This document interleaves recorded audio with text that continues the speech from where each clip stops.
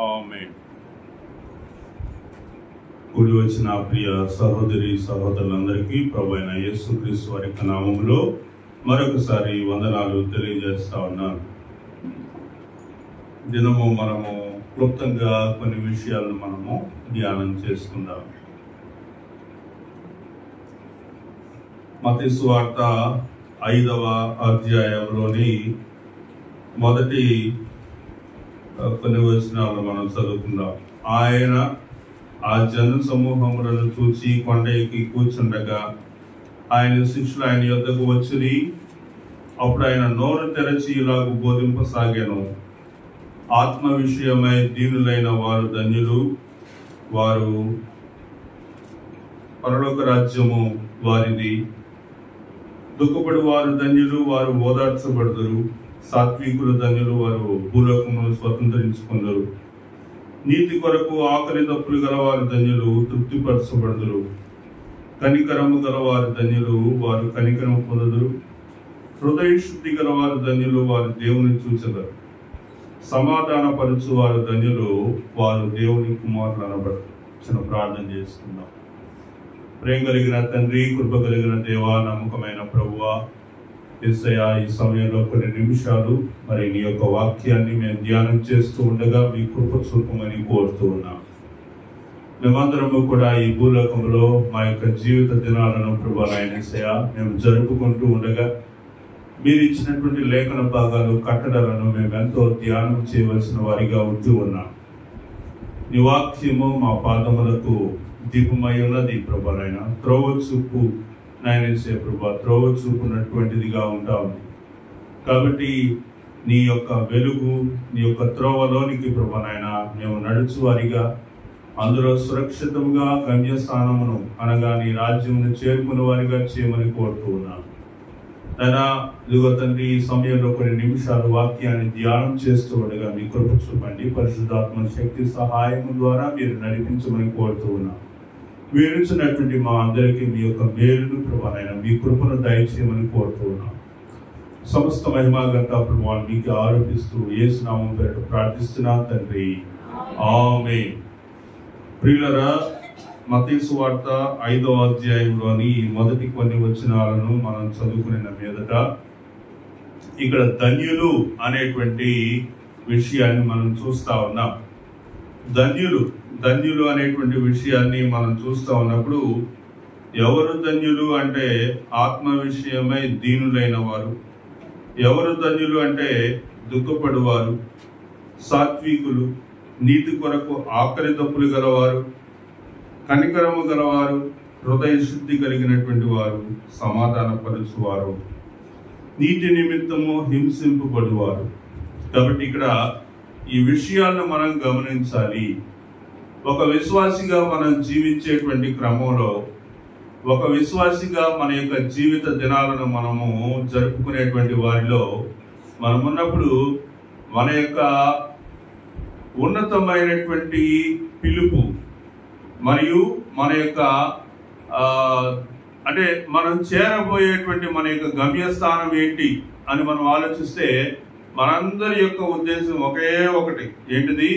పరలోకము, దేవుని యొక్క సన్నిధిని, దేవుని యొక్క రాజ్యమును చేరుకొనుట అనేటువంటిది మన యొక్క జీవితం యొక్క గమ్యమై ఉన్నది. పరలోక భాగ్యం అనేటువంటిది సంపాదించుకోకపోతే ఇంక ఈ భూలోకపు జీవితం అనేటువంటిది వృధా ప్రయాసం మాత్రమే. ఈ భూలోకములో సంతోషము, ఈ భూలోకములో ఉండేటువంటి అల్ప విషయాలు గతించిపోయాయి, కానీ అవి స్థిరంగా ఉండేటువంటి కాదు. కాబట్టి ఈ యొక్క అల్పకాల సుఖభోగాలను మనం ఏం చేయాలంటే మరి విస్మరించవలసిన వారిగా ఉంటూ ఉన్నాం. కాబట్టి ఇక్కడ వాక్యాన్ని మనం చూసినప్పుడు సమాధానపరచు వారు ధన్యులు, వారు దేవుని కుమారులు అనబడతారు.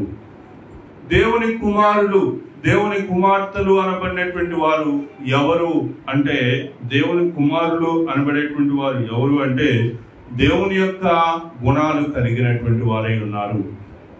దేవుని కుమారులని ఎప్పుడు అనొచ్చు మనం? ఎప్పుడు దేవుని కుమారులని అంటాము అంటే దేవుని యొక్క గుణాలు వారిలో మనకి కనబడినప్పుడు. దేవుని యొక్క గుణాలలో మరి ఒక గుణం ఏంటి అంటే దేవుని యొక్క కుమారుడు అని మనం చూసిన దాంట్లో ఎవరు ఏంటి అని మనం చూస్తే ఏముంది అక్కడ చెప్పండి. సమాధాన పరుచు వారు ధన్యులు, వారు దేవుని కుమారుడు అనబడు. ఈరోజు మనం చూస్తున్నటువంటి విషయాలు ఏంటంటే దేవుని యొక్క గుణ లక్షణాలు, మనుషులకు ఇవ్వబడిన దేవుని యొక్క గుణ లక్షణాలు. మనుషులకు దేవుడిచ్చినటువంటి విషయాలు ఏంటి అని మనం ఆలోచించినప్పుడు దేవుని యొక్క గుణ లక్షణాలను లేదా దేవుని యొక్క గుణాలను కలిగినటువంటి వారిగా మనం జీవించాలి అనేటువంటి విషయాన్ని మనం ఇక్కడ చూస్తా ఉన్నాం. దానిలో దేవుని కుమారులు అనబడినటువంటి విషయాన్ని మనం చూసినప్పుడు సమాధాన పరిచేటువంటి వారు దేవుని యొక్క కుమారులు అనేటువంటి మాట మనం చూస్తా ఉన్నాం. మనం చాలా ముందు నుంచి, బైబిల్కి ముందు నుంచి మనం ఆలోచిస్తే దేవుని యొక్క రాజ్యంలో దేవుని యొక్క దూతలు ఉండేవారు. ఇప్పుడు ఉన్నారు. దేవుని యొక్క రాజ్యంలో దేవుని యొక్క దూతలు ఉంటారు. ఉన్నప్పుడు అక్కడ జరిగినటువంటి ఒక యుద్ధాన్ని గురించినటువంటి విషయం మనకు ముందుగానే తెలుసు. ఆ యుద్ధం ఎందుకు జరిగింది, ఎందుకు అక్కడ గొడవ అయింది, ఎందుకు అక్కడ మరి భయంకరమైనటువంటి పరిస్థితి నెలకొంది అంటే కేవలం ఒకే ఒక విధానం ఏంటంటే లూసిఫర్ అనేటువంటి వాడు దేవునికి రావాల్సినటువంటి ఆ యొక్క కీర్తి, దేవునికి రావాల్సినటువంటి ఆ స్తుతి, దేవునికి రావాల్సినటువంటి మహిమను తను దొంగిలించాలని అనుకున్నాడు. ఆ విధంగా చాలా కాలం జరిగింది.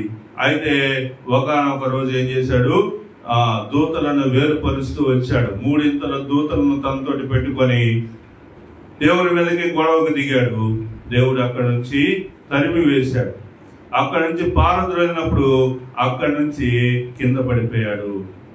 కాబట్టి పాపానికి సమాధానం లేనటువంటి స్థితికి అక్కడ తావు లేదు. దేవుని కుమారుడు అని ఎవరు అనబడతారంటే ఆయన యొక్క గుణాలు కలిగినటువంటి వారు దేవుని యొక్క కుమారుడు, దేవుని యొక్క కుమార్తెలు అనబడితే, మరి ఈ యొక్క అసమాధానమైనటువంటి స్థితి, ఈ గొడవలు కల్పించేటువంటిది, మాట మీద మాట చెప్పేటువంటిది, రకరకాలైనటువంటి అపోహలు కల్పించేటువంటిది అంతా కూడా ఏంటిది, దేవుని యొక్క గుణ లక్షణాలు కానే కావు. దేవుని యొక్క గుణ లక్షణాల్లో మనం చూస్తా ఉన్నాం. ఆయన యొక్క గుణ లక్షణాల్లో సమాధాన స్థితి మనం గమనిస్తా ఉన్నాం. కాబట్టి ఆయన యొక్క గుణాలను మనం చూద్దాం. చూడండి, 2-3 గుణాలు చూద్దాం. చూడండి, యెషయా గ్రంథము 9వ అధ్యాయంలో నుంచి 9వ అధ్యాయము 6వ వచనం చూద్దాం. ఎలయనగా మనకు శిశువు పుట్టెను, మనకు కుమారుడు అనుగ్రహింపబడెను, ఆయన భుజము మీద రాజ్యభారం ఉండును. చూడండి, ఆయన గుణ లక్షణాలు చూడండి. ఆయన ఎలాంటి వాడండి, ఆశ్చర్యకరుడు, ఆలోచనకర్త, బలవంతుడైన దేవుడు, నిత్యుడకు తండ్రి, సమాధానకర్తయగు అధిపతి. కాబట్టి మనం ధన్యతలలో నుంచి చూసినప్పుడు దేవుని యొక్క గుణ లక్షణం, దేవుని కుమారుడు అనబడినటువంటి వారికి ఉండాల్సినటువంటి గుణ లక్షణం ఏంటి అంటే సమాధాన పరిచేటువంటి స్థితి. మనం ఇక్కడ చూస్తా ఉన్నాం, సమాధాన పరుచు వారు ధన్యులు, వారు దేవుని కుమారుడు అనబడతారు. కాబట్టి సమాధాన పరిచేటువంటి స్థితి, ఆ సమాధాన పరుచుట, సమాధానము అనేటువంటి విషయము ఎక్కడి నుంచి ఉందంటే దేవుని యొక్క గుణ లక్షణాల్లో మనం చూస్తాము. ఆయన సమాధానకర్తయగు అధిపతి. సమాధానం అనేటువంటి దాని యొక్క సమాధానం అనేటువంటి పనికి లేదా సమాధానము అనేటువంటి ఆ కార్యాలకు, దానికి సమాధానమునకు మరి కర్త ఎవరు అంటే సమాధానకర్తయగు అధిపతి అని ఆయనకు పేరు పెట్టబడును. కాబట్టి ప్రభువైనటువంటి యేసుక్రీస్తు వారు సమాధానానికి కర్త. ఆయనలో అసమాధానము, ఆయనలో ఇంకా వేరే వేరే విషయాలు ఆయనలో ఎప్పుడు మనం చూడం. కాబట్టి ఆయన కుమారులుగా, కుమార్తెలుగా మనం జీవించేటువంటి క్రమంలో మనం కూడా ఏం కలిగి ఉండాలి, ఆయన యొక్క గుణాలు మనం కలిగి ఉండాలి. ఆయన యొక్క గుణాలు లేకుండా మనకు సమాధాన స్థితి అనేటువంటిది రానే రాదు. దేవుని యొక్క గుణ లక్షణాలు మనలో ఉన్నప్పుడు మనం క్రీస్తు వలె మారుతాం. మన యొక్క జీవితం ఎలా మారుతుందంటే క్రీస్తు యొక్క సారూప్యతలోనికి మనము ఎప్పుడైతే వస్తామో ఆయన యొక్క గుణాలు మనలో సంతరించుకుంటాము. కోపము, ద్వేషము, కలహము, మత్తతలు, అల్లరితో కూడిన ఆటపాటలు, ఇలాంటి విషయాలు ఏవి కూడా దేవునివి కావు, ఆయనలో ఉండవు అలాంటివి. కాబట్టి అలాంటి క్రియలు మనం కలిగి ఉన్నట్లయితే ఆ సమాధానమైనటువంటి స్థితి, సమాధాన స్థితి అనేటువంటిది మనలో ఉండదు. ఎప్పుడైతే మనము సమాధాన స్థితిని కోల్పోతామో అప్పుడు వెంటనే మనం ఏమనుకోవాలి, మనము దేవుని యొక్క కుమారులము, కుమార్తెలము కాదు.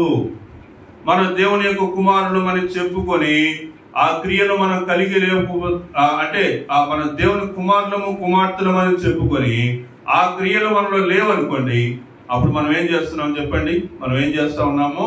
వేషధారణ అనేటువంటి జీవితాన్ని మనం కలిగి ఉన్నామని తెలుసుకుంటా ఉన్నాం. బాహ్యంగానేమో భక్తిగానే ఉంటున్నాం, కానీ అంతరంగంలో సమాధానం లేనటువంటి స్థితి మనకి కనిపిస్తా ఉంది. తర్వాత మరి యొక్క గుణగణాన్ని చూద్దాం. ప్రభు వారి యొక్క గుణగణాన్ని కొలసీలకు రాసిన పత్రిక, అపోస్తలుడైన పౌలు కొలసీలకు రాసినటువంటి పత్రిక 1వ అధ్యాయము 20వ వచనాన్ని మనం గమనించినప్పుడు చూడండి, ఏమన్నాడు ఇక్కడ? ఆయన యందు సర్వ సంపూర్ణత నివసింపవలెననియు, ఆయన శిలువ రక్తము చేత సంధి చేసి ఆయన ద్వారా సమస్తమును, అవి భూలోకమందున్నవైనను పరలోకమందున్నవైనను, వాటన్నిటినీ ఆయన ద్వారా తనలో సమాధానపరుచుకునవలనని తండ్రి అభిష్టమాయను. సమాధానపరుచుకునుట అనేటువంటిది ఆయన యొక్క అభిష్టం అనేటువంటి విషయాన్ని మనము అర్థం చేసుకోవాలి. కాబట్టి సమాధాన పరుచుట అనేటువంటిది తండ్రి యొక్క క్రియ, తండ్రి చేసేటువంటి క్రియ. ప్రభు అయినటువంటి యేసుక్రీస్తు వారి ఈ భూలోకానికి పంపబడక మునుపు ఏదైనా తోటలో ఆ దేవుడు ఆదామును తన యొక్క రూపంలో చేసి ఏదైనా తోటలో పెట్టినప్పుడు ఆదాముకి సాటి అయినటువంటి సహాయం కూడా కావాలని ఆలోచించి ఆదాము కొరకు హవ్వను దేవుడు చేసినప్పుడు, ఆ తర్వాత ఆదాము హవ్వ ఆ తోటలో నివసిస్తూ ఉన్నప్పుడు పాము, సర్పము చాలా యుక్తిగా ఉంది. అపవాది ఏం చేశాడు? ఆ ఆకాశం నుంచి పడిపోయినటువంటి ఆ 3 వంతుల యొక్క దూతలలో పడిపోయినటువంటి ఆ యొక్క ఘట సర్పము, ఆ యొక్క లూసిఫర్ అనేటువంటి వాడు అపవాది. ఆ అపవాది ఏం చేశాడు? అపవాది ఏదైనా తోటలో కూడా ఉన్నాడు. ఆ ఏదైనా తోటలో ఉన్నటువంటి అపవాది హవ్వను మోసం చేశాడు. హవ్వను మోసం చేశాడు. ఎలా మోసం చేశాడంటే ఏంటి? మాట తప్పించాడు. దేవుని యొక్క కట్టడలు, దేవుని యొక్క న్యాయ విధులు, దేవుడు పెట్టినటువంటి ఆజ్ఞను మీరేటట్లుగా చేశాడు. ఆజ్ఞను మీరుట అనేటువంటిది అపరాధం కదా. కాబట్టి ఆజ్ఞాతిక్రమము పాపం అనే వాక్యం బోధిస్తా ఉంది. ఆజ్ఞను అతిక్రమించేటట్టుగా అపవాది చేశాడు. చేసినప్పుడు దేవుడు చెప్పాడు, మీరు ఏమైనా తినొచ్చు, కానీ ఆ తోట మధ్యలో ఉండేటువంటి ఆ యొక్క చెట్టు యొక్క వృక్షము యొక్క ఫలం మాత్రం మీరు తినకూడదని చెప్పాడు. చెప్పినా గాని అపవాది యొక్క మాటలు విన్నటువంటి హవ్వ ఏం చేసింది? ఆ పండుని తెంపి ఆ పండును తను తినింది. తర్వాత అదే పండును తీసుకొచ్చి తన భర్త అయినటువంటి ఆదాము కూడా ఇచ్చింది. వారిద్దరు కూడా తిన్నారు. తిన్న తర్వాత వెంటనే ఏం జరిగింది? దేవుని యొక్క శాపమునకు, దేవుని యొక్క ఉగ్రతకు వాళ్ళిద్దరు కూడా గురయ్యారు. అంతకు ముందు దేవునితోటి వాళ్ళిద్దరికి ఏముంది? సమాధానం ఉంది. ఆదాము హవ్వకు అంతకు ముందు వరకు వారిద్దరికి ఏముందండి? దేవునితోటి సమాధానం ఉంది. ప్రతిరోజు సాయంత్రం లేదా చల్లపూట ఆదాము అన్నప్పుడు ఆదాము హవ్వ ఇద్దరు కూడా దేవుని దగ్గరికి వెళ్ళేవాళ్ళు, దేవునితోటి ముఖ దర్శనం చేసేవాళ్ళు. ఆ యొక్క సంతోషము, సమాధానము, ఆ ప్రేమ, ఆప్యాయత అవన్నీ కూడా చాలా సంతోషంగా కనిపించాయి. అయితే ఎప్పుడైతే అపవాది యొక్క మాట వినదో హవ్వ, ఎప్పుడైతే పాపం ప్రవేశించిందో, ఎప్పుడైతే తప్పు జరిగిందో, ఎప్పుడైతే ఆజ్ఞను అతిక్రమించడం జరిగిందో, అప్పుడు వెంటనే ఏం జరిగిందమ్మా? సమాధానము లేనటువంటి స్థితి, దేవుడు తట్టుకోలేనటువంటి స్థితి. సమాధానం లేకుండా ఉండటం అనేటువంటిది దేవుడు అసలు ఎప్పుడు ఒప్పుకోనటువంటి స్థితి. కాబట్టి సమాధాన పరిచేటువంటి ఆ స్థితిని ఆ అపవాది ఏం చేశాడంటే సమాధానం లేకుండా చేశాడు. కుటుంబ జీవితాల్లో సమాధానం లేనటువంటి స్థితిగతులు వ్యాపిస్తా ఉన్నాయి. సమాజంలో కూడా సమాధానం లేనటువంటి స్థితులు మనం గమనిస్తా ఉన్నాం. చర్చికి మనం వస్తూ ఉంటాం, చర్చిలో మనం ఉంటూ ఉంటాం, చర్చిలో మన యొక్క పనులు మనం చేస్తూ ఉంటాం. కానీ మన యొక్క సొంత ఇంటి వారితోనే సమాధానం లేకుండా ఉంటాం, లేదా మన యొక్క బంధువులతో సమాధానం లేకుండా ఉంటాం, లేదా మనం దూర బంధువులతోటి, లేదా మన యొక్క సమాజం వాళ్ళతో, లేదా ఇరుగు పొరుగు వాళ్ళతోటి సమాధానం లేకుండా ఉంటాం. అయినా కానీ క్రీస్తు ప్రభు వారి యొక్క బలలో మనము మరి చేయి వేస్తూనే ఉంటాం. ఒకసారి మనం పరిశీలన చేసుకోవాలి. సమాధానం లేకుండా, దేవునికి ఇష్టలై ఉండకుండా, సమాధానం లేకుండా, మరి ఆయనతోటి మనం మరి సమాధానం పడకుండా మనం ఏ విధంగా ఆయన యొక్క బలలో చేయి వేస్తాము అనేటువంటి విషయాన్ని మనం ఒకసారి గమనించాలి. కాబట్టి ప్రియులారా, ఈరోజు మనము ఆలోచిస్తున్నటువంటి విషయాలు ఏంటి అంటే, సమాధానం అనేటువంటిది దేవుని యొక్క కార్యము. సమాధానం అనేటువంటిది ఏంటిది? దేవుని యొక్క కార్యము, ఆయన యొక్క గుణం.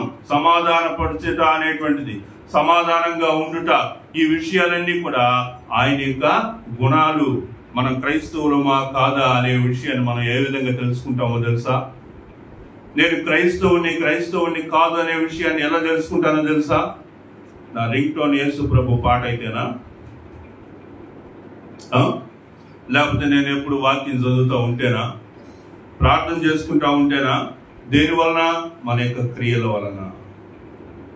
కేవలం మన యొక్క క్రియల వలన మనము సమాధాన హృదయాన్ని కలిగి ఉన్నామా లేదా తెలుసుకుంటారు ఇతరులు. చాలా మంది నా స్నేహితులు ఉన్నారు, క్రైస్తవులే వాళ్ళందరూ కూడా, కానీ క్రియలు లేని క్రైస్తవులు. పేరుకు వాళ్ళు ఎవరు? క్రైస్తవులే, కానీ వాళ్ళ క్రియల్లో చూస్తే ఆ సమాధానం అనేటువంటిది, దేవుని నుంచి వచ్చినటువంటి సమాధానం అనేటువంటిది పొందిన వారు కారనేటువంటి విషయము తెలుసుకుంటా ఉన్నాం. కొన్ని వచనాలు చూద్దాం. చూడండి, ఈ సమయంలో దేవుడు ఆ సమాధానాన్ని, ఏదైనా తోటలో తెగిపోయినటువంటి, తండ్రితోటి తెగిపోయినటువంటి బంధాన్ని మరలా మనకి ఇవ్వటానికి, ఆ సమాధానము లేనటువంటి స్థితి నుంచి సమాధాన పరచటానికి తండ్రి అయినటువంటి దేవుడు, ప్రభు అయినటువంటి యేసుక్రీస్తు వారిని భూలోకంలోనికి పంపాడు. ఎందుకు దేవుడు ఈ ప్రభు అయినటువంటి యేసుక్రీస్తుని ఎందుకు పంపాడు? ఎందుకు యేసు ప్రభు ఈ లోకానికి వచ్చాడు అంటే, సమాధాన స్థితి లేదు. అప్పటికి మనిషికి దేవుడికి మధ్యలో, మరి దేవుడు మనిషి మాట్లాడుకోవడానికి దగ్గర సంబంధాలు ఏమి లేవు. అప్పుడు ఎవరు కావాల్సి వచ్చారంటే, దేవుడికి మనిషికి మధ్యలో మధ్యవర్తి ఒకడు కావాలి. Mediator between God and human. మనిషికి దేవుడికి మధ్యలో ఒక మీడియేటర్ కావాల్సి వచ్చాడు. ఆ మీడియేటర్లు ఎవరంటే, పాత నిబంధన గ్రంథంలో చూస్తూ వచ్చినప్పుడు కొంతమంది యథార్థపరులు,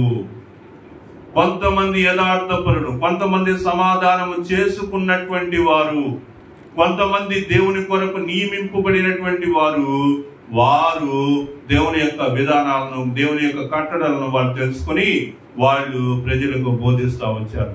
ఎవరెవరో చెప్పగలరా? మోషే, తర్వాత యెహోషువ, ఆ తర్వాత ప్రవక్తలు అనబడినటువంటి వారు చాలా మంది ఉన్నారు. ఏలియా, ఎలీషా, ఆ తర్వాత నాతాను ప్రవక్త. ఇక ఈ విధంగా చాలా మంది ప్రవక్తలు, పెద్ద ప్రవక్తలు, చిన్న ప్రవక్తలు, వీళ్ళందరూ కూడా దేవుని యొక్క చిత్తాన్ని తెలుసుకుని ఆ చిత్తాన్ని మనుషులకు బోధిస్తూ వచ్చారే కానీ డైరెక్ట్ గా దేవునితోటి మాట్లాడటం అనేటువంటిది లేదు. ఆ బంధము, ఆ సమాధాన స్థితి అనేటువంటిది ఏమైంది? తెగిపోయింది. సమాధాన స్థితి లేదు. కాబట్టి మనిషి ఎప్పుడు డైరెక్ట్ గా దేవుడితోటి మాట్లాడేటువంటి స్థితి అనేటువంటిది అక్కడ లేకుండా పోయింది. అయితే ప్రభు అయినటువంటి యేసుక్రీస్తు వారు ఈ భూలోకానికి వచ్చినప్పుడు, ఎప్పుడు ప్రభు వారు ఈ భూలోకానికి వచ్చి ఆయన నీ కోసం నా కోసం శిలువలో మరణించినప్పుడు తండ్రి చెప్పాడు, ప్రభు అయినటువంటి యేసుక్రీస్తు వారికి ఏం చెప్పాడు? ఆయన గెత్సేమనే అనేటువంటి తోటలో ప్రార్థన చేస్తా ఉన్నాడు. ప్రార్థన చేస్తా ఉన్నప్పుడు ఆయన యొక్క రక్తము, ఆయన యొక్క చెమట రక్తము వలె మారినటువంటి స్థితిని మనం చూస్తా ఉన్నాం. అక్కడ చెప్తా ఉన్నాడు, తండ్రి చిత్తమైతే ఈ గిన్నె తొలగించమని చెప్పేసి చెప్తా ఉన్నాడు. ఆయన నా చిత్తము కాదు, నీ చిత్తమే సిద్ధించును గాక అని చెప్తా ఉన్నాడు. తండ్రి యొక్క చిత్తం ఏంటి? తండ్రి దానిని అంగీకరించాడు. ఏంటి అంగీకరించినటువంటి విధానం ఏంటి? సిలువను భరించుట. ఆ యొక్క ఆ క్రూరమైనటువంటి ఆ పరిస్థితిని ప్రభు వారు మన కొరకు భరించాలి అనేటువంటి దాన్ని దేవుడు ప్రభు అయినటువంటి యేసుక్రీస్తు వారి మీద మోపాడు. కాబట్టి ప్రభు అయినటువంటి యేసుక్రీస్తు వారు నీ కోసం నా కోసం తండ్రి యొక్క చిత్తాన్ని నెరవేర్చినటువంటి దైవ కుమారుడిగా ఆయన నిలిచాడు. ఆయన కొరడా దెబ్బలను సహించాడు, ముండ్ల కిరీటాన్ని సహించాడు, ఆయన అవమానాలను సహించాడు. కేవలం ప్రభు వారు ఏమనుకుంటున్నాడు? తండ్రి చిత్తాన్ని నెరవేరుస్తున్నానంతే. తండ్రి చిత్తాన్ని నెరవేర్చడమే కుమారుని యొక్క పని. తండ్రి గుణాలు కుమారుడిలో కనిపిస్తా ఉంటాయి, తండ్రి యొక్క గుణాలు కుమారులో కనిపిస్తా ఉన్నాయి. మరి క్రైస్తవులమైనటువంటి మనము ఆ దేవుని యొక్క గుణాలు, ప్రభు వారి యొక్క గుణాలు మనలో ఉన్నాయా? మనలో లేకుండా ఆయన యొక్క సేవను మనం ఎలా చేయగలుగుతాం, ఆయన యొక్క పనిని మనం ఎలా చేయగలుగుతాం అనేటువంటి విషయాన్ని మనము అర్థం చేసుకోవాలి. చూడండి, మనం కొన్ని విషయాలు చూద్దాం. చూడండి, మత్తయి సువార్త 5:9 మనం చూసాం కదా. ఏం చూసాం చెప్పండి? సమాధాన పరచు వారు ధన్యులు, వారు దేవుని కుమారులు అనబడతారు. కాబట్టి సమాధాన పరచుట అనేటువంటిది చాలా ప్రాముఖ్యమైనటువంటి విషయంగా మనము చూస్తా ఉన్నాం. ఇంకా మనం చూసినట్లయితే ఒకసారి కొలస్సీలకు రాసిన పత్రిక 3వ అధ్యాయము 15వ వచన భాగాన్ని మనం చూస్తే, 3వ అధ్యాయం 15వ వచన భాగాన్ని చూస్తే, క్రీస్తు అనుగ్రహించు సమాధానము మీ హృదయములలో ఏలుచుండనీయుడి, ఇందుకొరకే మీరొక్క శరీరముగా పిలువబడితిరి మరియు కృతజ్ఞులై ఉండుడి. కాబట్టి ఇక్కడ మనం చూస్తా ఉన్నాం. చూడండి, క్రీస్తు అనుగ్రహించు సమాధానము. సమాధానం ఎవరి ద్వారా అనుగ్రహింపబడింది? క్రీస్తు ద్వారా సమాధానము మనకు అనుగ్రహింపబడింది. అనుగ్రహించబడినటువంటి సమాధానాన్ని ఏం చేయాలి? మీ హృదయములలో ఏలుచుండనీయుడి. కాబట్టి ఆ సమాధానము మన యొక్క హృదయంలో ఏలుతూ ఉండాలి. ఏలుబడి చేయటం అంటే ఏంటి చెప్పండి? నిర్ణయాలు అదే తీసుకోవాలి. ఏలుబడి చేయటం అంటే ఏంటి? నిర్ణయాలు తీసుకునుట. కాబట్టి నిర్ణయాలు తీసుకునేటువంటి విషయంలో ఏ నిర్ణయాలు తీసుకుంటారు? ఏ నిర్ణయాలు అంటే సమాధాన సహితమైనటువంటి నిర్ణయాలు. నేను తీసుకునేటువంటి నిర్ణయాలు నా కుటుంబ జీవితంలో, నా ఆత్మీయ జీవితంలో, నా యొక్క సమాజంలో, నా యొక్క పరిస్థితులను అనుసరించి నేను తీసుకునేటువంటి నిర్ణయాలు అవుట్పుట్ ఎలా కనిపించాలి? నేను తీసుకునేటువంటి నిర్ణయాల యొక్క బయటికి దాని యొక్క పరివర్తన ఎలా కనిపించాలంటే ఇక్కడ మనం చూస్తా ఉన్నాం. చూడండి, క్రీస్తు అనుగ్రహించు సమాధానము మీ హృదయములలో ఏలుచుండనీయుడి. కాబట్టి మనం తీసుకునే ప్రతి ఒక్క నిర్ణయము సమాధానముతో కూడినటువంటి దాని యొక్క పనితనం మనం కనపరిచేటువంటి విధానం సమాధానంతో కూడినటువంటిదిగానే బయటికి రావాలి.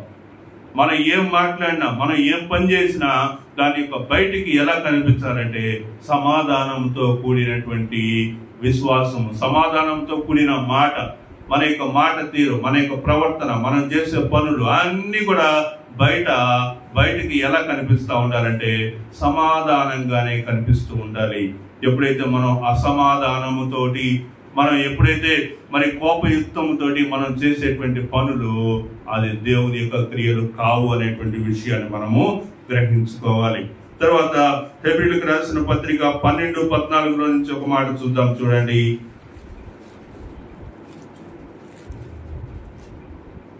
హెబ్రీయులకు రాసిన పత్రిక 12వ అధ్యాయం 14వ వచనం, అందరితో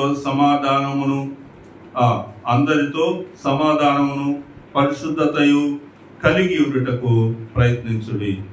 కాబట్టి మన యొక్క ప్రయత్నం, ఒక క్రైస్తవుని యొక్క ప్రయత్నం, ఒక విశ్వాసి యొక్క ప్రయత్నం ఎలాంటి ప్రయత్నంతోటి ఉండాలి అంటే ఎలాంటి ప్రయత్నం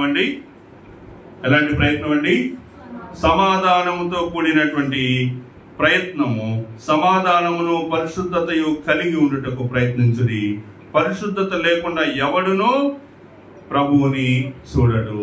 కాబట్టి పరిశుద్ధత, సమాధానముతో కూడిన పరిశుద్ధత లేకపోతే ప్రభువుని చూచిన వాళ్ళం కానే కాదు. ప్రభువునే చూడనటువంటి మనం ప్రభు కుమారులు ఎలా అవుతాం? ప్రభువునే చూడనటువంటి మనము, పరిశుద్ధతనే లేనటువంటి మనము, సమాధానమే లేనటువంటి మనము దేవునికి కుమార్తెలము ఎలా అవుతాం? కింద మనం 3 వచనాలు కనుక చూస్తే ఈ వచనాలు కొద్దిగా డిఫరెంట్ గా ఆలోచించడానికి వీలవుతుంది. చూడండి, 15, 16, 17 వచనం. మీలో ఎవడైనాను దేవుని కృపను పొందకుండా తప్పిపోవునేమో అనియు, చేదైన వేరు ఏమైనాను మొలచి కలవరపరచడం వలన అనేకులు అపవిత్రైపోదురేమో అనియు, ఒక పూట కూటి కొరకు తన జ్యేష్ఠత్వపు హక్కును అమ్మివేసుకుని ఏసా వంటి భ్రష్టుడైనను వ్యభిచారి అయినను ఉండునేమో అనియు జాగ్రత్తగా చూచుకున్నది. ఏసావు ఆ తర్వాత ఆశీర్వాదం పొందగోరి కన్నీళ్లు విడుచుతూ దానికోసము శ్రద్ధతో వెతికినను మారు మనసు పొందని అవకాశం దొరకక విసర్జింపబడినని మీరు ఎరుగుదురు. కాబట్టి సమాధానం అనేటువంటి దానిని మనం వెంటాడాలి. సమాధానముతోటి కాకుండా అసమాధానముతోటి, పాపముతోటి మనము నీతి క్రియలను విసర్జించి ప్రవర్తించినటువంటి వారం అయితేమా తదుపరి ఏం జరుగుతుంది? మరలా దాన్ని సంపాదించుకోవడానికి మనం ప్రయత్నం చేసినా అది మనకు దక్కదు. దానికోసం మనం వేరే ప్రయత్నాలు చేసినా అంతకు ముందు మన యొక్క ప్రవర్తన తీరును బట్టి అది మనకు లభించదు. కాబట్టి ఈ విషయాన్ని మనం జాగ్రత్తగా గ్రహించాలనే వాక్యం మనకు తెలియజేస్తా ఉంది. కాబట్టి సమాధానాన్ని అంటే అభివృద్ధిని వెంటాడమని వాక్యం మనకి బోధిస్తా ఉంది. రోమిలకు రాసిన పత్రిక చూడండి, ఒక మాట చూద్దాము. 14వ అధ్యాయము 19వ వచన భాగాన్ని మనం చూద్దాం. కాబట్టి మనుషుల దృష్టికి యోగ్యుడై ఉన్నాడు. కాబట్టి 19వ వచనం, సమాధానమును పరస్పర క్షేమాభివృద్ధిని కలుగజేయు వాటిని ఆసక్తితో అనుసరింతుము అనే దాని కిందే ఉన్నాడు, వెంటాడుము అన్నాడు. కాబట్టి ఇక్కడ మనం ఏం చూస్తా ఉన్నాం? 19వ వచనంలో చూడండి, సమాధానమును పరస్పర క్షేమాభివృద్ధిని కలుగజేయు వాటిని, అంటే సమాధానమును ఆ సమాధానమును అయితే అది ఏం చేయాలి? పరస్పర క్షేమాభివృద్ధిని కలుగజేసేటువంటి సమాధానం. ఇరువురికి క్షేమాభివృద్ధి కలగాలి, సంఘానికి క్షేమాభివృద్ధి కలగాలి, విశ్వాసులకు క్షేమాభివృద్ధి కలగాలి. కాబట్టి ఆ సమాధానం అనేటువంటిది మనం పాటించేటువంటి క్రమంలో, సమాధానం అనేటువంటి దాన్ని మనం వెంటాడేటువంటి క్రమంలో బయటికి రావాల్సినటువంటి విషయాలు ఏంటంటే పరస్పర క్షేమాభివృద్ధి కలుగు చేసుకున్నట్టుకు మనం ఏం చేయాలంటే ప్రోత్సాహపరుచుకోవాలి. అలాంటి విషయాలు మనం వెంటాడాలని వాక్యం మనకు బోధిస్తా ఉంది. అదే వచనం లాంటి ఇంకొక వచనాన్ని కూడా చూద్దాం. చూడండి, కొద్దిగా మనకు సహాయకంగా ఉంటుంది.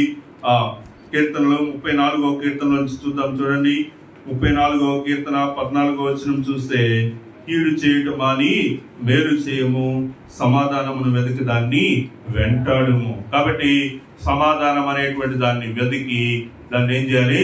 వెంటాడాలి. సమాధానం అనే దాని వైపే మన యొక్క వెంట. మనం ఎవరు వెంట వెళ్తున్నామంటే మనం కీడు వెంట వెళ్తున్నామా? కీడు వెంట వెళ్తున్నామా? మన యొక్క మాట తీరు వలన, మన యొక్క ప్రవర్తన వలన, మన యొక్క భక్తి జీవితం వలన నలుగురికి హాని, కీడు లభిస్తా ఉందా? లేకపోతే అది పరస్పరమైనటువంటి క్షేమాభివృద్ధి, సమాధానం అనేటువంటిది మనకు లభిస్తా ఉందా? ఆలోచించుకోవాలని ఎటువంటి మాటలు మనం తెలియజేస్తా ఉన్నాం. సమయం అయిపోతా ఉంది. నేను క్లుప్తంగా 2 వచనాలు చదవాలని ఆశపడతా ఉన్నాను. చూడండి, రోమిలకు రాసిన పత్రిక 12వ అధ్యాయం 18వ వచనం చూడండి ఒకసారి. రోమిలకు రాసిన పత్రిక 12వ అధ్యాయము 18వ వచన భాగాన్ని మనం చూసినప్పుడు అక్కడ ఏం కనిపిస్తుంది?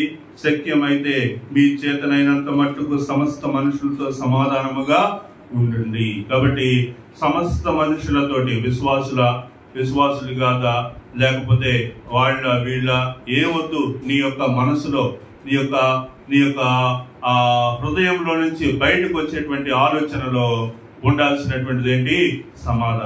సమాధాన స్థితి నీలో ఉండాలి. నిన్ను గమనించినప్పుడు నీలో సమాధాన స్థితిని మనుషులు గ్రహించగలిగేటువంటి స్థితి మనకి రావాలి. కాబట్టి దేవుడు ఈ భూలోకంలో మనం బతకటానికి మన యొక్క జీవితాన్ని తీరును బట్టి కొన్ని పనులు మనకి నిర్ణయించాడు. ఆ పనిని మనం చేసుకుంటూ ముందుకెళ్ళేటప్పుడు దానిలో మనకి ఏం కనిపిస్తా ఉంది? లాభం కనిపిస్తా ఉంది, క్షేమాభివృద్ధి కనిపిస్తా ఉంది, ఆనందం కనిపిస్తా ఉంది. నీ జీవితానికి నీకు కావలసిన దాన్ని దేవుడు నీకు దయచేసి ఉన్నప్పుడు ఇంకా అసమాధానమైనటువంటి స్థితి ఎందుకు? ఏ విషయాన్ని బట్టి మనం సమాధానం లేనటువంటి స్థితికి వెళ్ళాలి? నేనేంటో, నేను చేయాల్సిన పని ఏంటో, దేవుడు దాంట్లో నాకు ఇచ్చేటువంటి విషయాలు ఏంటో అవన్నీ కూడా దేవుడు స్థిరపరిచినప్పుడు ఇంకా నేను లేనిపోని విషయాల గురించి ఆలోచించుకోవాల్సినటువంటి అవసరం ఏంటి అనేటువంటిది ఆలోచించుకోవాల్సిన వారిగా ఉంటూ ఉన్నాం. చూడండి, ఒకరితో ఒకడు మరి సమాధానంగా ఉండమని వాక్యం మనకి బోధిస్తా ఉంది. దెస్సలోనికైలకు రాసిన మొదటి పత్రికలో నుంచి ఒక మాట చదువుదాం. దెస్సలోనికైలకు రాసిన మొదటి పత్రిక 5వ అధ్యాయము 13వ వచనాన్ని మనం చూద్దాం. చూడండి, దెస్సలోనికైలకు రాసిన మొదటి పత్రిక 5వ అధ్యాయము 13వ వచన భాగాన్ని. వారు పనిని బట్టి వారిని ప్రేమతో మిక్కిలి ఘనముగా ఎంచవలనని వేడుకొంచున్నాను, మరియు ఒకరితోనొకడు సమాధానంగా ఉండండి. 12వ వచనం నుంచి చూద్దాం. మరియు సహోదరులారా, మీలో ప్రయాసపడుచు ప్రభువునందు మీకు పైవారై ఉండి మీకు బుద్ధి చెప్పు వారిని మన్నన చేసి వారి పనిని బట్టి వారిని ప్రేమతో మిక్కిలి ఘనముగా ఎంచవలనని వేడుకొంచున్నాను. చర్చిలో పనులు చేసేటువంటి వాళ్ళు, రకరకాలైనటువంటి మరి అధికారాలు పొందినటువంటి వారందరినీ గౌరవించాలి. ఎందుకంటే మనం పని చేయకపోయినా వాళ్ళు పని చేస్తున్నారు, ఆ సమయానికి సంఘాన్ని సిద్ధపరుస్తున్నారు, వాళ్ళకి ఇవ్వబడినటువంటి పనిని చేస్తున్నారు కనుక ఆ పనిని బట్టి, ఆ పై ఉన్నటువంటి పనిని బట్టి, లేదా వాక్యాన్ని అందించేటువంటి దైవజనులను బట్టి, సంఘాన్ని నడిపిస్తూ ఉన్నటువంటి వారిని బట్టి మనం ఏం చేయాలంటే వారిని ఆ పనిని బట్టి వారిని ప్రేమతో మిక్కిలి ఘనముగా ఎంచాలని వేడుకొంచున్నాను. మరియు ఒకరితోనప్పుడు సమాధానంగా ఉండండి. నీ పని ఏదైనా, నీకు ఇవ్వబడినటువంటి పని ఏదైనా, లేకపోతే నీకు చేస్తున్నటువంటిది ఏదైనా సమాధానం అనేటువంటి విషయాన్ని మనం మర్చిపోకూడదు. ఆ సమాధానాన్ని నిర్లక్ష్యం చేయకూడదు అనేటువంటి విషయాన్ని మనం చూస్తా ఉన్నాం. మత్తయి సువార్త 5వ అధ్యాయము 23వ వచనాన్ని మనం ఒకసారి చూద్దాం. ఒకవేళ ఆరాధన చేస్తున్నటువంటి నీవు, ప్రభు బలలో పాల్గొంటున్నటువంటి నీవు, విశ్వాసిగా ఉన్నటువంటి నీవు మరి అసమాధాన స్థితితోటి దేవుని సన్నిధికి వస్తూ ఉన్నావా? అసమాధాన స్థితిలోనే ఉంటూ ఉన్నావా? ఒకవేళ అలానే ఉంటూ ఉన్నట్లయితే మరి వాక్యము ఒకసారి తెలియజేస్తా ఉంది. చూడండి, 5వ అధ్యాయము 23వ వచనం. కావున నీవు బలిపీఠం వద్ద అర్పణములు అర్పించుచుండగా నీ మీద నీ సహోదరునికి విరోధం ఏమైనాను కలదని అక్కడ నీకు జ్ఞాపకం వచ్చిన ఎడల అక్కడ బలిపీఠం ఎదుటనే నీ అర్పణను విడిచిపెట్టి వెళ్ళి నీ సహోదరునితో సమాధాన పడము, ఆటి తర్వాత వచ్చి నీ అర్పణను అర్పింపు. కాబట్టి అర్పణ కంటే గొప్పదేంటి? అర్పించడం కంటే గొప్పదేంటి? సమాధాన పడటం అనేటువంటి విషయాన్ని మనము నేర్చుకుంటా ఉన్నాం. కాబట్టి అర్పణ కంటే గొప్పది సమాధానం. ఎందుకంటే ఈ సమాధానం అనేటువంటి క్రియ, సమాధానం అనేటువంటిది ఎక్కడి నుంచి వచ్చింది? మనకి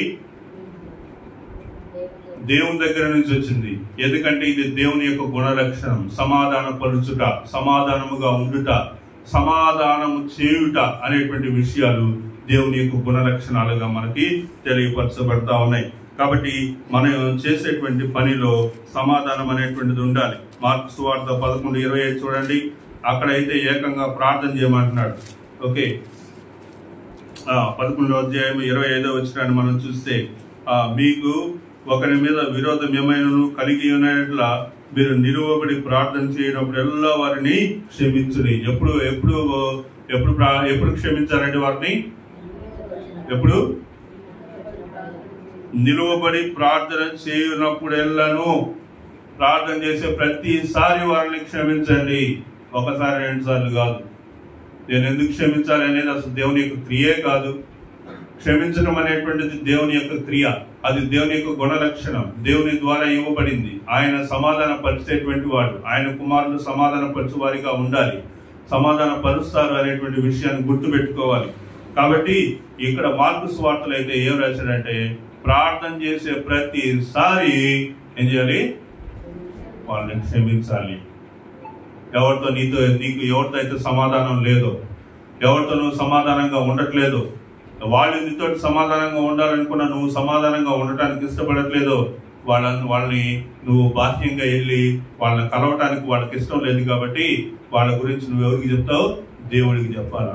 ప్రార్థన చేసే ప్రతిసారి, అయ్యా ఫలానా సహోదరుడి మీద నాకు సమాధానం లేదయ్యా, అయ్యా ఇదయ్యా పరిస్థితి, సమాధానం లేకుండా ఉంటున్నానయ్యా, దయించి నా గురించి వేడుకో ప్రభువా, దయించి నా పరిస్థితి ఆలోకించయ్యా, నాకు సమాధాన స్థితి దయచేయి ప్రభువా అని మనం ప్రార్థన చేసినప్పుడు దేవుడు సమాధాన స్థితిని దయచేస్తాడు.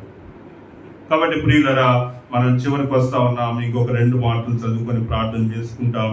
చూడండి, సమాధాన సువార్త, యెషయా గ్రంథం 52:7 చూడండి. ఇప్పటి వరకు మనం ఏం నేర్చుకున్నామంటే సమాధానాన్ని గురించినటువంటి విషయాలు నేర్చుకున్నాం. ఇప్పుడు మనం ఏం నేర్చుకుంటున్నాం? సమాధానాన్ని గురించినటువంటి సమాధాన సువార్త కూడా ప్రకటింపబడింది. ఆ మాటలు మనం చూస్తా ఉన్నాం. 7వ వచనం, సువార్త ప్రకటించుచు సమాధానము చాటించుచు. మనం సువార్త ప్రకటిస్తున్నాం కానీ హృదయంలో ఏముంది? సమాధానం లేని స్థితి ఉంది. మనం వాక్యాన్ని బోధిస్తున్నాం కానీ హృదయంలో ఏముంది? సమాధానం లేని స్థితి ఉంది. ఇక్కడ వాక్యం ఏం తెలియజేస్తుంది? సువార్త ప్రకటించుచు సమాధానం చాటించుచు సువార్తమానము ప్రకటించుచు రక్షణ సమాచారము ప్రకటించు వాని పాదములు నీ దేవుడు ఏలుచున్నాడని సియోనుతో చెప్పుచున్న వాని పాదములను పర్వతముల మీద ఎంతో సుందరములై ఉన్నవి. కాబట్టి మనం ఇక్కడ ఏం చూస్తా ఉన్నామంటే సువార్త ప్రకటించుచు సమాధానము సాధించుచు. కాబట్టి సమాధానముగా వచ్చుచున్నావా అనే మాటలు కూడా మనం పాత నిబంధన గ్రంథంలో చదువుతాం కదా. సమాధానంగా వస్తున్నావా? యెహూని రహస్యంగా ఏలియా ఏం చేస్తాడు? అభిషిక్తునిగా చేస్తాడు. తైలం పోసి ఇశ్రాయేలు దేశం మీద, ఇశ్రాయేల్ ప్రజల మీద పట్టాభిషిక్తునిగా చేస్తాడు. అప్పుడు ఆ రథం మీద నుంచి వస్తూ ఉండగా యెహూని అడుగుతారు, నువ్వు సమాధానంగా వస్తున్నావా అని. సమాధానంగా ఎట్ట వస్తాం?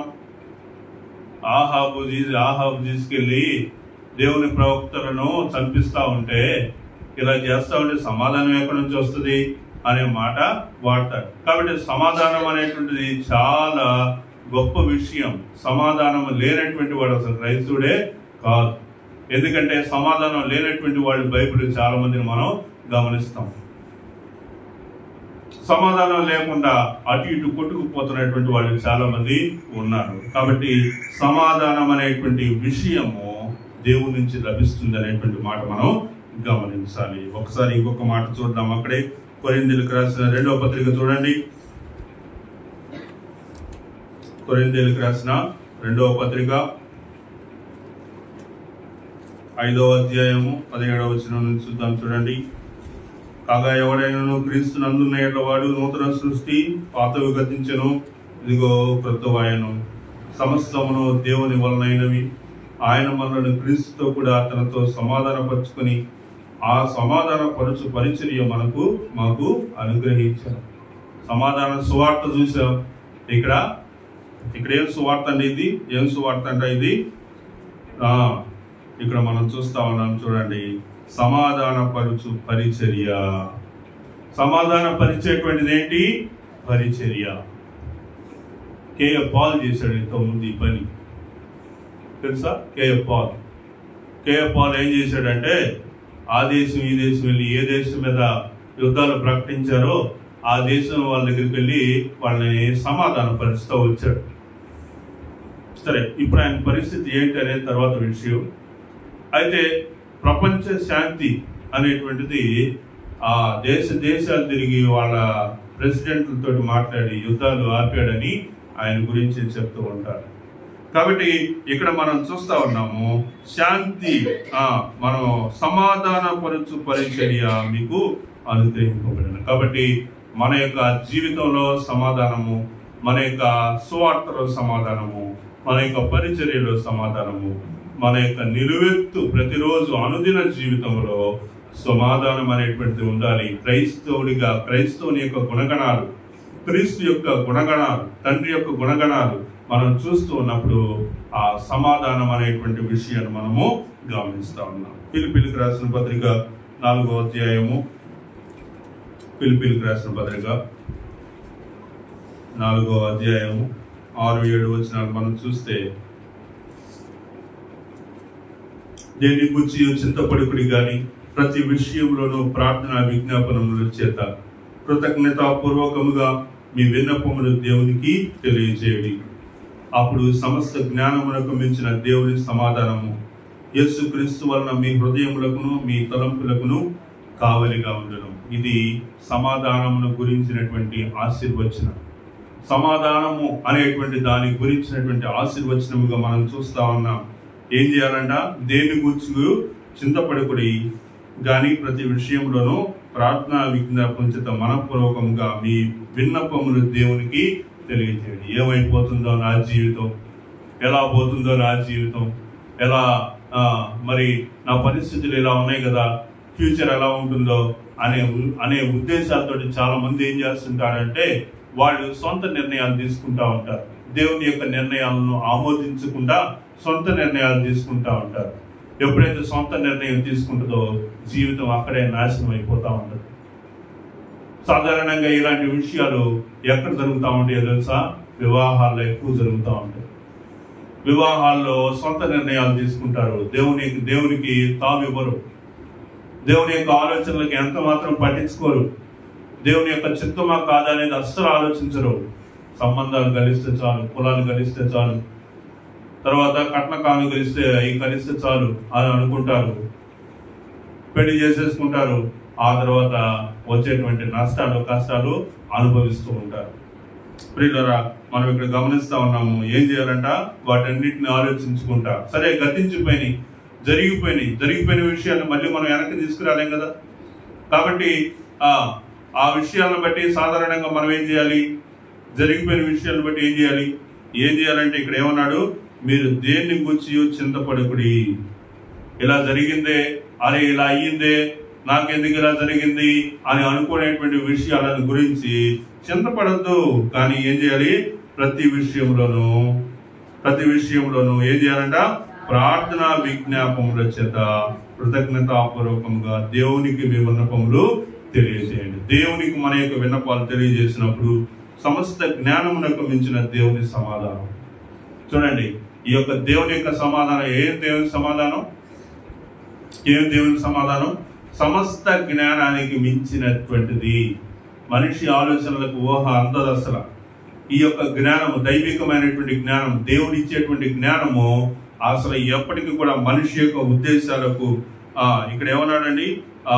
సమస్త జ్ఞానమునకు మించిన దేవుని సమాధానము యేసుక్రీస్తు వలన మీ హృదయమునకు మీ తలంపులకు కావలి ఉండదు.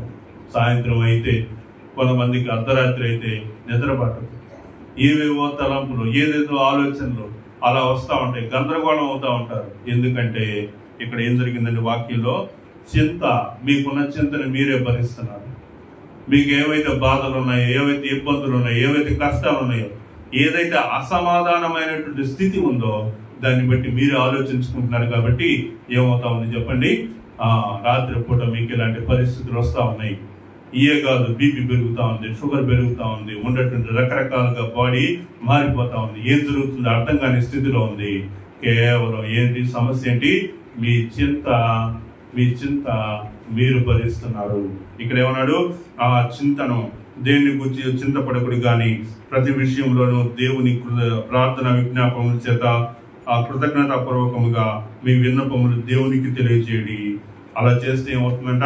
సమస్త జ్ఞానమునకు మించిన దేవుని సమాధానము యేసుక్రీస్తు వలన మీ హృదయమునకు మీ తలంపులకు కావలి ఉన్నది. యేసుక్రీస్తు వలన మీ తలంపులకు మీ హృదయానికి కావలి. కాబట్టి మన హృదయానికి తలంపులకు కావలి లేదు. ఏవేవో తలంపులు వచ్చేస్తా ఉన్నాయి, ఏవేవో ఆలోచనలు వచ్చేస్తా ఉన్నాయి, ఏవేవో హృదయంలో రకరకాలైనటువంటి అలజడి జరుగుతూ ఉంది. ఎందుకంటే హృదయానికి తలంపులకు కావలిగా దేవుడు లేడు. ఎందుకు లేడు? మీరు మీ యొక్క విన్నపములను, ప్రార్థన విన్నపములను కృతజ్ఞతాపూర్వకంగా ఆయనకు సమర్పించట్లేదు కనుక, ఆయన సన్నిధిలో గోదాడట్లేదు కనుక. నేను ఆల్ నైట్ ప్రేయర్ కి సంపూర్ణ రాత్రి ప్రార్థనకి చాలా తక్కువ మంది వచ్చారు. మొదటి నెలలో బాగా వచ్చారు. ఫస్ట్ జనవరి నెలలో చాలా మంది వచ్చారు. నిన్న జరిగిన దాంట్లో 17 మంది వచ్చారు. ఎందుకని? ఏమో తెలియదు, మనకేం తెలుసు, తెలియదు. సరే, ఇంకొక వచనం చదువుదాం. చివరి వచనమే, ఇది కూడా కొరింథీయులకు రాసిన 2వ పత్రిక 13వ అధ్యాయము 11వ వచనం చూడండి. 13-11. తుదకు సహోదరులారా, సంతోషించుడి, సంపూర్ణుడై ఉండుడి, ఆదరణ కలిగి ఉండుడి, ఏక మనసు గలవారై ఉండుడి, సమాధానముగా ఉండుడి. ప్రేమ సమాధానములకు కర్తయగు దేవుడు మీకు తోడై ఉండుగాక. ప్రేమ సమాధానాలకు కర్త ఎవరు? దేవుడు. ప్రేమ సమాధానం అనేది దేవుని ద్వారానే లభిస్తుంది కనుక దాని కొరకు మనం ఏం చేయాలి? ఆ ఏక మనసు గల వారై ఉండాలి, సమాధానంగా ఉండాలి. అలా ఉంటే దేవుని యొక్క తోడు మనకు ఉంటుందని తెలియజేస్తా ఉన్నాం. ఒకవేళ ఇన్ని విన్నా కానీ సరే నువ్వు చెప్పేది ఏదో చెప్పులే, మేము ఇలానే వింటా ఉంటాము అని అనుకుంటే మీకు కూడా ఒక మాట. 48వ అధ్యాయం యెషయా గ్రంథం